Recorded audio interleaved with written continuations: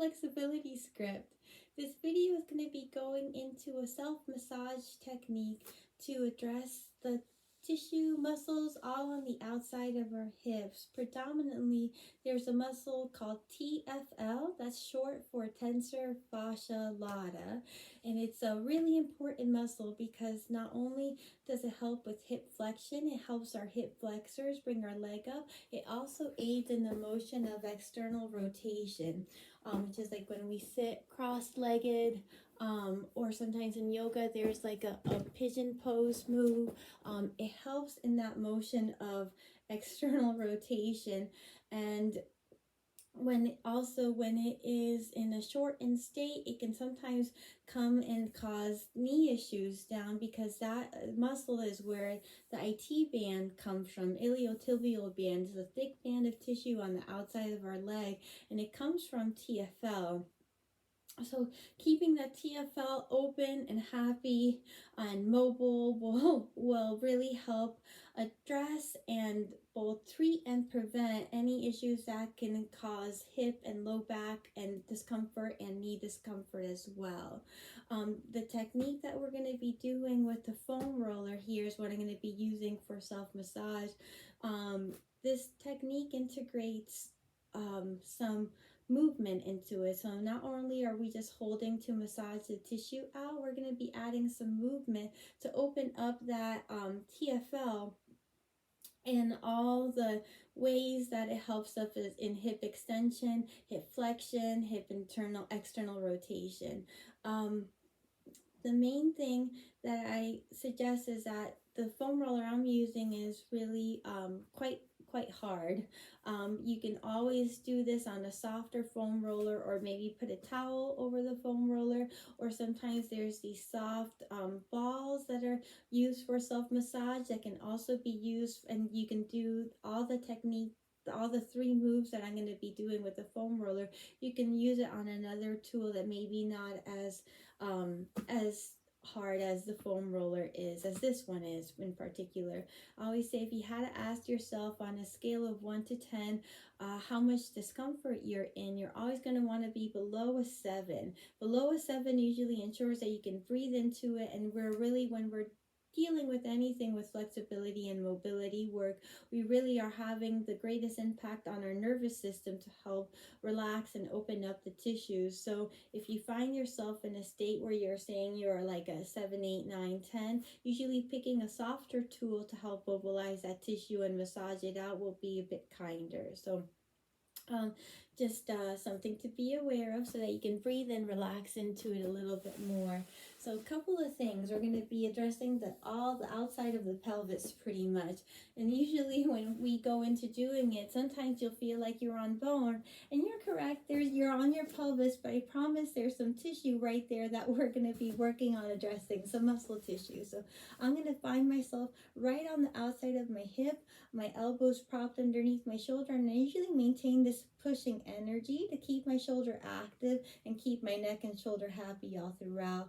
What I usually do is that knee lines right up with the hip, and then my leg is just planted on the floor. To start off, I just start with rolling up and down the pelvis. I'm going to the top of the pelvis and down towards the bottom, avoiding going onto my thigh here. So I'm just a really small little area. Now as I do that, I'm just kind of hunting and seeing if maybe it's a little bit more tender up high or down low. If nothing really pops out, I usually stay in the center, just right in the middle, that is. Right now, I'm feeling it up a little higher, so I'm going to come up just a little bit. Now, once I hump for a little spicy spot. Once I find that, I stay on that spot. I'm going to be bringing my pelvis forward at a 45 and back at a 45. And I begin just massaging with this forward and back motion. So instead of up and down, now I'm going side to side. As I do this is kind of just softly opening up the tissue, getting ready for what we're about to do in this next part 3. So part 3, I'm going to isolate this front part here. So I'm going to come, and my pelvis is kind of at a like 40 from being here, kind of turned at a 45 degrees. So I'm more towards like the front part of my pelvis in this position here. From here, this bottom knee, I can relax my top leg, and this bottom knee is going to be just locking that knee out, and I'm going to focus on trying to squeeze that glute, and then I'm going to relax that knee back down. So right now, this is my right leg. I'm locking out my right leg to contract my quad, the muscle in the front of my thigh, straighten my leg, and squeeze the glute of the back leg and relax. And you're going to be doing that contract, relax, contract, relax. So this here will help with improving with how the TFL plays a part in hip flexion by really opening up into hip extension by squeezing that glute. After I do 10 reps, I'm going to be turning onto my side. Now from here, I'm going to be going into some hip flexion work. I'm going to take this top leg. My apologies. There's my doggy Clover is barking in the background. I think the mailman is coming. So this top leg, it was here. Now I'm going to open it back so that way it's not in the way for what I'm about to do. What's going to happen is my leg is straight, and I'm just going to be bringing it in and then straightening back out. All while staying, now I'm just staying right squared, right down. So I'm just right in the very starting position. Now, if I want to make this a little bit more active, I can just, as I'm bringing the leg up, I can pick it up from the floor and then straighten it out. Pick it up and straighten out. No wrong or right. Option 2, where I'm picking it up, can be a little bit spicier. Every time I straighten, I can add a little glute squeeze when I straighten my leg. Not necessary, but you'll get a little bit more out of it if you do. Now, after you do 10, so we're going to do position 3. So that was position 2. Position 3, we're also doing 10 reps, and we're just going to be opening back. I'm going to bend that knee. So now I'm back at a 45. What's going to happen here is this knee is going to open out toward the floor, and then it's going to come back to meet the other one. Out and in. So this is hip external rotation work that we're working on here, letting our leg fall out and coming back in, all while keeping ourselves in that back position at that 45-degree angle.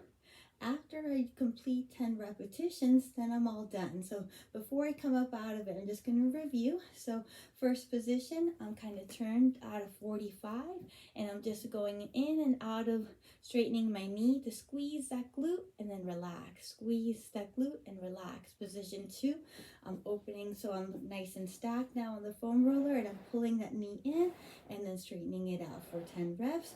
Position 3, I'm turned back at a 45, so I'm more on the back side of the glute and pelvis there, and I'm opening out and coming in, opening out and coming in. Once I'm done, if you come up to like a kneeling position, what you usually find is if you push your hip out to the left, push your hip out to the right, you usually will feel more openness in the whole outside of the hip. And even if you were to do like little hip circles to one side and try to do little circles, you'll feel how much smoother you are in the hip motion and how it actually ended up improving your ranges of motion in your hip. Even though you are actually stretching, you are just addressing that fascial layer. That soft tissue component of flexibility will always have an improvement on helping increase our ranges of motion. So give it a shot, especially great if you are actively participating in sports where you're running.